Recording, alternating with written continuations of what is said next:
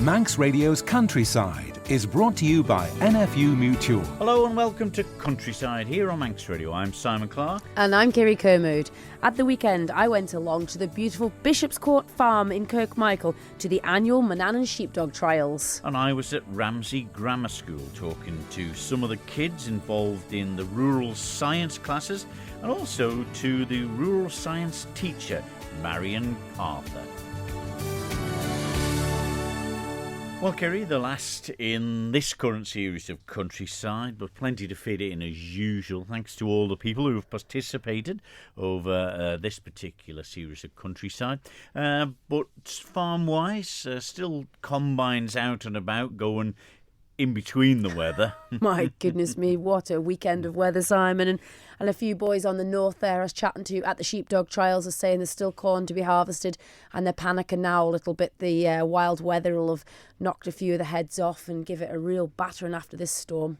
Yeah, and that's one thing, you know, the wind affects it, the rain affects it, and of course with corn it stands a little bit higher, the straw, and blows over, and it's a bit of a menace of it, isn't it? It really is, and this year the corn's had a hiding from start to finish. It got going well, like we said last week in the programme, and then it took that drying, it took a hit, and then the wet weather through July there has put up the weeds and second growth and all sorts of carry on. So some of the boys went out and sprayed it off as you would to dry it out, and then we've not had any dry weather to harvest. So yeah, it's been a bit of a tragic story for the corn this year, so it's going to be in short supply. Some of the boys that are keeping cattle in over winter are looking for straw now to buy from the UK, from England and North Wales, and yeah, it's testing times, but I'm sure they overcome them every time, don't they? Yes, they soldier on. That's the great thing about the farming community, particularly here on the Isle of Man.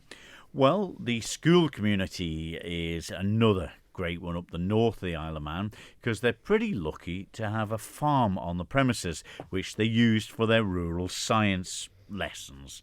To tell me more about it, I spoke to one of the rural science teachers, Marion Arthur. And firstly, I congratulated Marion and her team because I believe they've come away with a recent award. Yes, we have, yeah. We went to the School Farms Network Conference in Cirencester at the Royal Agricultural University. They have biannual awards, and one of the ones we entered this year was for the innovative use of the farm in the school curriculum. And we decided that we'd put in our rural science website that we've been developing over the last 4 years or so, and really got rolled out with the students last year fully. And it sort of makes our farm a bit more interactive for students who may be off, they're not in for a lesson, they can catch up on work, but they can also use the website for revision and seeing what they're going to be studying next as well. You say farm, is it quite unique to the Isle of Man, having the animals on a secondary school? Yeah, so we're the only school on the Isle of Man that's got a school farm. There's a few other schools that have got little allotments and chickens and things like that. There's a few more growing. But across the UK, there's about 140 schools with school farms. So it's grown very slightly in the last few years. But in secondary schools, there's quite a reduced number of secondary schools with school farms. It just changes courses and curriculum and funding and things, really. There's a lot of schools have got rid of their agriculture and land-based subjects, really. But you say farm, you got the pupils milking 50 cows a day or anything here, or what sort of animals have you got? We don't know. There's some schools across that do, but no, we've got a couple of pigs. We've got a little flock of Dorset sheep. We've got a little flock of chickens as well. A couple of greenhouses, vegetable plots, and yeah, so we try and make science sort of real life hands-on learning, where they can learn about bacteria and viruses and fungi and how that affects our animals and biosecurity and things, and I suppose with genetics as well. If you can breed two animals together, you can see what happens, and you can use GCSE genetics to work out what the likelihood of characteristics coming through are. Well, I've been here a few years ago, several times now, and I think the last time I was here, the pigs had the piglets all there, quite a number of them as well. That's right, yeah. Yeah, we do. All our animals they're breeding. We're a very small working farm. Obviously, we're not big and competitive with everyone else, but we're just trying to give our students sort of a bit of variety, hands-on experience with various livestock and various different types of agriculture. When you say that the project's been sort of going for 4 years, I mean, is the entire school at different ages involved, or is it mainly focused on certain years? No, it's all ages. So the website we've got, it starts off with year sevens, and obviously it's every single lesson they have in year 7 has a dedicated web page on it, and each web page has a little interactive quiz they can use to sort of test their knowledge. And if it's a practical lesson where they've got to go outside and do a task with animals, there'll be some videos on the website of what they need to do, or step-by-step instructions of what to do. So before the lesson, they can go and have a look at that, get it straight in their heads what they need to do. So when they come to the lesson next time, it's already sort of part in their heads what they need to do. They just need to get hands-on and do it now. I suppose some of the pupils will be from farming backgrounds and some won't. Who's the most interested and dedicated to the task?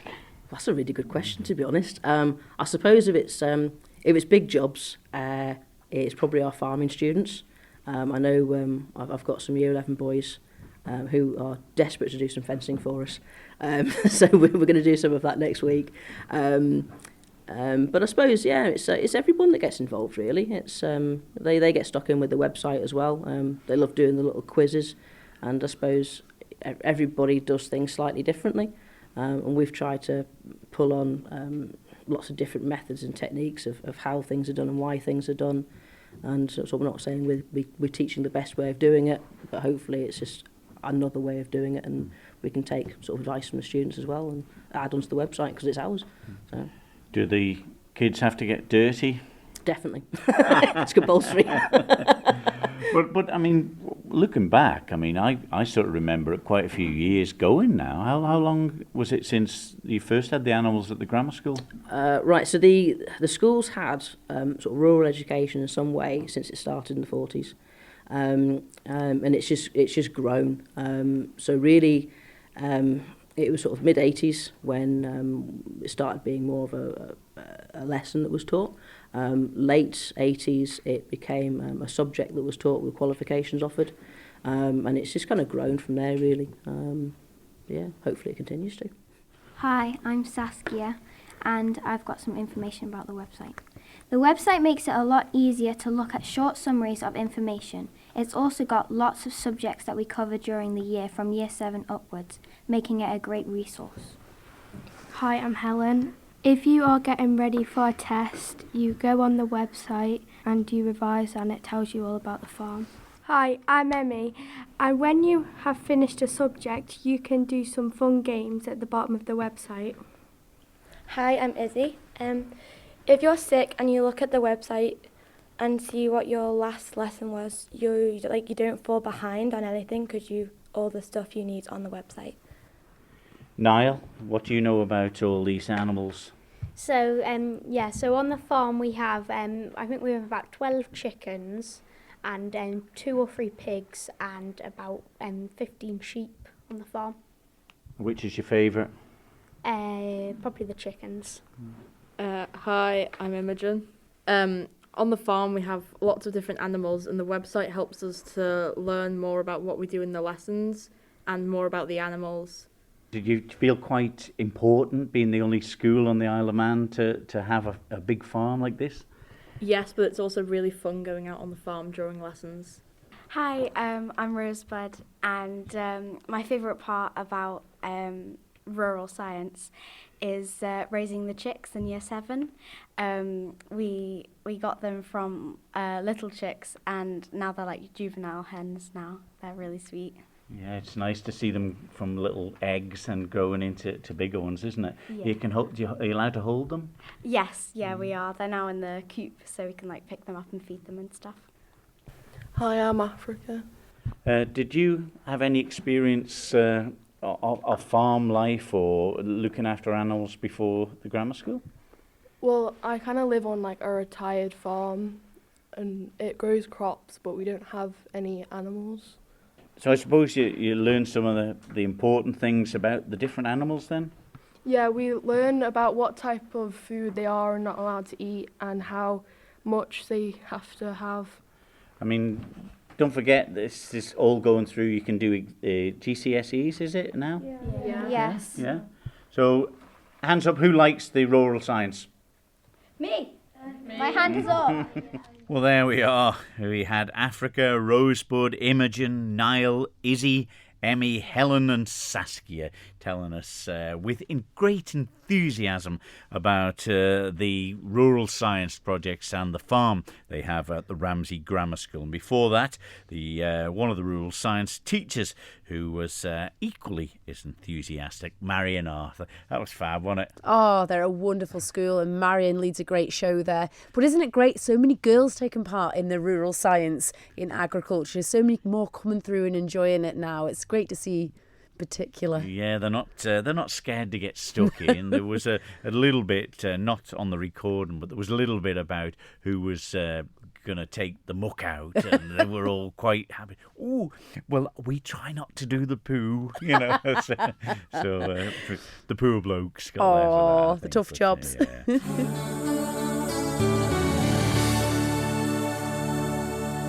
You're listening to Countryside here on Manx Radio with Kirree Kermode and myself, Simon Clark. Well, Kirree, it was a bit of a blustery weekend and there was a little bit of concern whether the sheepdog trials, whether the dogs would be able to hear their owners whistling, wasn't there? There was indeed, and we all know how difficult it is to move stock in the wind and the rain, but it didn't deter them. I popped along to Bishopscourt Farm there in Kirkmichael to see the Manannan Sheep Dog Trials, an annual event, and I caught up with one of the visiting competitors and Richard Crowe himself. Well, Richard, the weather hasn't played in our favour this Sunday, but it's been a good weekend so far. As we've really enjoyed it. We got a great day yesterday. So it's a bit of a bonus, and we did get quite a few runs through before it rained today, but I must admit the last hour's been a slog really, to be honest. And you've probably seen it coming in across the land there too. Yeah, we knew it was on the way. We knew we were in for a rough kind of afternoon, so everybody's battled through and everybody's kind of helped out and everybody's took it in their stride really, so yeah, we're really happy the way it went. And there's some top quality dogs and handlers here. Yeah, like Frank, who's won today, he's won Longshore only two weeks ago there, which is a major trial, and and Arthur Temple, Elaine, they're all really good handlers, so we're honoured to have them over here. And they've said about the course here, Richard, it's absolutely beautiful setting at Bishopscourt, but they said it's exceptional. They really have. They said the course building and yourselves, the family, have put in a lot of work and effort. Well, it's nice to know. Yeah, I always enjoy it up here. The views are good and the fields. You know, it's a nice wide field and the dogs can get out and everywhere. It's good for spectators as well because you're looking down on it, you're seeing everything. So, yeah, it's been good. But for you to be competing on your own land must be quite hard as well, because these dogs be used to the farm, but obviously in a working capacity, not in a trialling capacity. How do you manage to differentiate? I don't know. My main dog, Pat, he can be a bit of swine working really. He can be quite a rough dog, but he seems to kind of know when it's a trial like that, not to push the boat kind of thing, and do as he's told. Yeah. So I'm lucky in that front, and I do have an advantage running on home ground. Like these ones that have to travel over and getting the seasickness, and the dogs aren't used to it, so they do very well to come over here and put on such a show. Yeah, and there has been a lovely weekend for competitors. A lot of people here. Yeah, I mean yesterday it was packed out, and we were so glad of everybody's support and stuff, and it was good. And your son Freddie, I see he's back up in the top 10 again. He's going really, really well. You must be proud. I am. Yeah, he's going to be huge competition for me. There's going to be a bit of competition in my house there. But yeah, I'm really pleased he's into it and he's wanting to get better.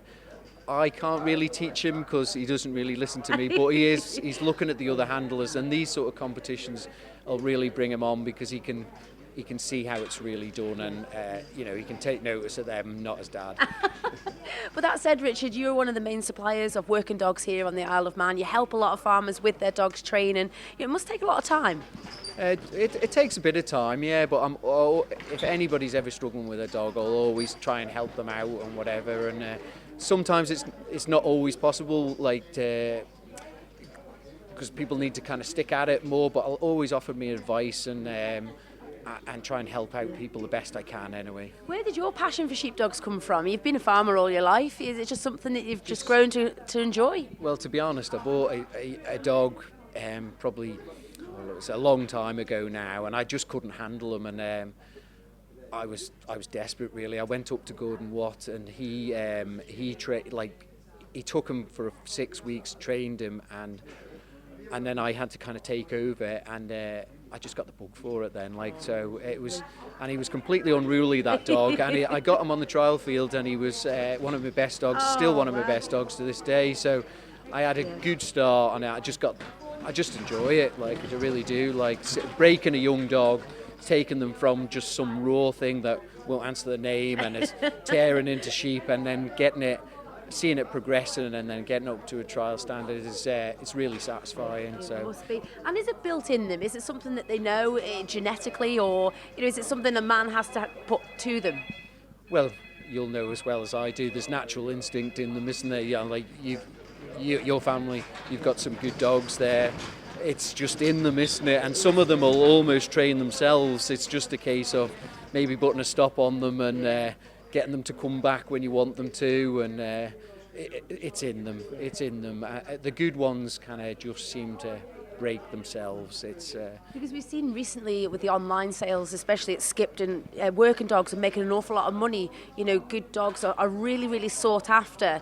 How hard is it to get it from just an ordinary dog to that standard?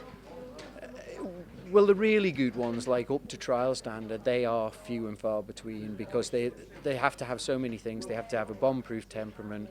They have to stop on a button. They have to listen to the commands instantly, kind of thing. And they've got to be used to the conditions as well. If some of them can be fantastic at home and then just make a burk of you when you go to a trial field. So, so you'll know as well as I do, when people are watching, your dogs can let you down. So. Well, Victoria Graham, you're back on the Isle of Man again for the Sheep Dog Trials, and now we've got two gorgeous ones with you this year. Who have we got here? This one's Teal. She's my 3-year-old, and I've got Pip, and she's 12, the one that I ran the first year I came here to. Oh, and well, the weather hasn't been on our side. We must mention the weather to start with. It puts our listeners in the picture of how this weekend has been. But it started off okay. Yeah, yesterday, beautiful day yesterday. Weather was lovely. Loads of spectators come and watched. It was brilliant, really good day. And today, I don't think I've ever ran in conditions like this. The rain was hitting my face. It was stinging. Even the sheep were shaking their heads with the wind and the rain. So yeah. But how did Teal manage to get round? Hearing a whistle with that kind of gale force wind must be so difficult. Oh, she took every single thing I asked of her. She just was so in the zone, and that's why I wanted to run Pip earlier on when the weather wasn't so bad. With her being old, I didn't think she deserved to run in these conditions. Teal's that young and that keen. She's not bothered one bit. She just gives it her all as long as she can run on sheep.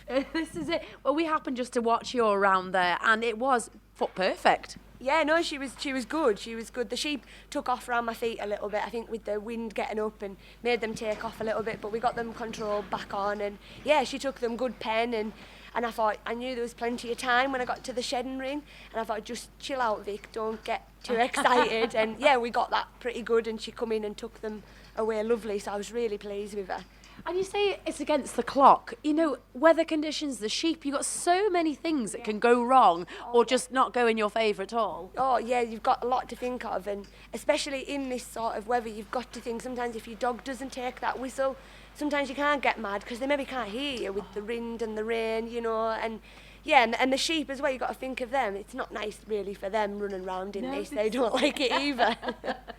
But you're saying Teal's only 3. Now, you must have got her as a little puppy and brought her on yourself. Yeah, she was my first pup. She was the stud pup that we had, and I would take her on. And I can remember getting her, and after a couple of months getting myself a bit upset, thinking I didn't have the time to do her and look after her. But I got a little field and started training her, and yeah, it worked out. I had a couple of training lessons with Derek Scrimminger, and yeah, we made it. That little field was the making for the both of us. I think if I hadn't had that little field, I'd have had to go round to other people, and it's not really easy doing it that way. But yeah, no, I'm didn't think I could do it, put it that way. I didn't think I could do it. So today, even with the wind and the rain, to go round like that, you must be ever so proud. Oh, absolutely, yeah. Like I say, I can't actually believe it, because everyone used to say to me, you'll never get another Pip, you'll never get another Pip, and I used to say, yeah, you're right, but it's so strange. She's not like Pip, but she is, if you know what I mean. She hasn't replaced her, but I've learned to run her, and she knows me, and we've gelled together as a team, well. Yeah, so yes. And how many hours would you put into it, Vic?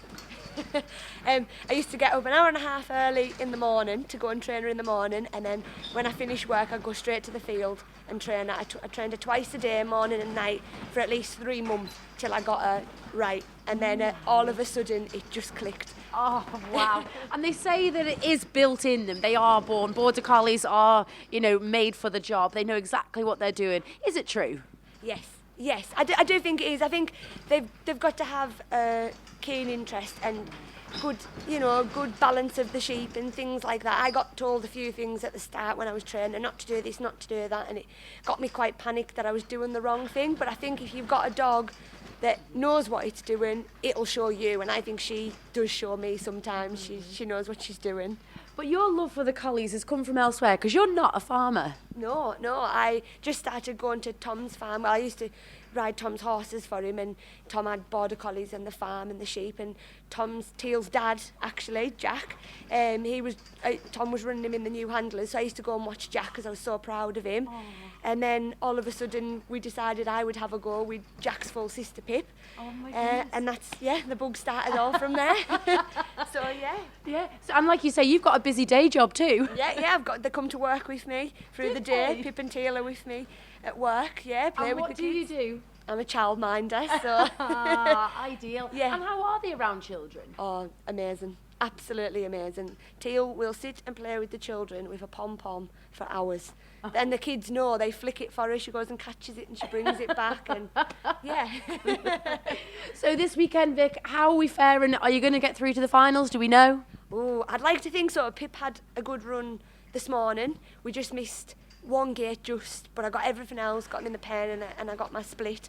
So I'd like to think that at least I'd love to see Teal get through, because I think she's got it to have a go at the double gathers. I'd love to see if she could be given the chance to have a go. There we are. That was visiting competitor Victoria Graham and her lovely dog Teal, and the owner there at Bishopscourt, Richard Crowe, who organised it with a great team. Yeah, and just the camaraderie there. It wasn't much of a weekend, but they soldiered on, and with the cancellations, of course, of the steam packet, what wonderful gestures where the Isle of Man pulled together with them as a team to carry on. This is it. It's wonderful what goes on this island, and they're all staying locally with some of the farmers and competitors, and the Crowe family in particular around Bishopscourt area there. They're all staying over and enjoying themselves. And Victoria, a non-farming person herself, can't wait to get back to the Isle of Man each year.